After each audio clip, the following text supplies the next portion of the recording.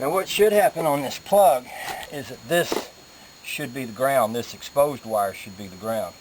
It should be that when I hook my ground clamp to that and stick this down in here, I should get light, but I'm not. Interestingly enough, I can bypass that and take my ground directly to my bumper here, and it works, which is telling me that my problem is right here. This wire is not grounded. Probably if that wire is grounded, everything's going to work right. So that's going to be my first task here, is going to be to re-ground that wire, and then we should have good lights after that. Okay, I'll show you this. All I did was went to the ground as it comes from the truck, and here there's a spot where the wire connects together. I've got ground here, but I don't have it here at the end of the plug, so somewhere between here and here is where I'm losing my ground. I also thought I'd show you how you establish a ground. Basically all you do with the ground is attach a wire to some point on the body where it's connected directly to the metal. If you can see right here, this wire runs right to this frame where this is bolted, this bumper hitch right to the frame. So that's how we have the ground. And we have a ground, like I said, to here. So basically all I've got to do is find out where the break is, and there's a little piece of tape right here. That's a pretty good chance that's where my problem is. We'll check that out. Okay, this is pretty telling. When I went to pull the tape off, it came in too. I think I might have found my problem right there.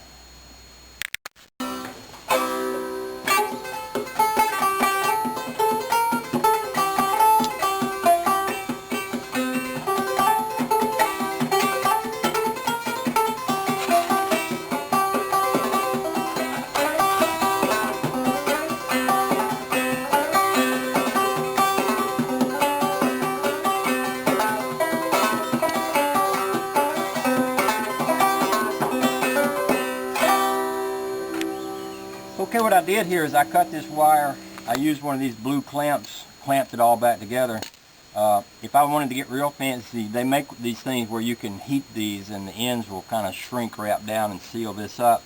I don't have those handy. I thought about replacing this here. This is a connection my dad made, but it seems like it's on there awfully well. I think he's actually even soldered that. So what I'm going to do is just tape over that, because that seems like a really good connection.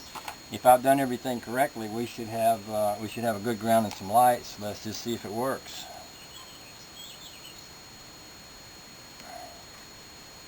Hey, look at that. I bet the trailer lights are going to work now. Let's plug them in and see. Okay, this light's working. And this little marker light right here is working. And the turn signal is working. And I believe we have a light in here that's working, and that marker light is working. I have to get it out of the sun a little bit to see it. And that marker light is working. If I switch my turn signals to the other way, then the other side should be working. This truck uses the same bulb for the brake light and the turn signal, which means if the turn signals are working, the brake lights are going to be working. Later on, when I have someone to look, I can hit the brakes and we can check that out.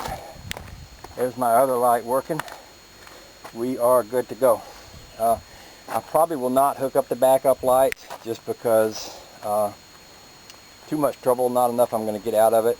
The way this rig is set up, I hope I don't do any backing with it. I wouldn't want to. It'd be pretty hard to see what I'm doing if I did.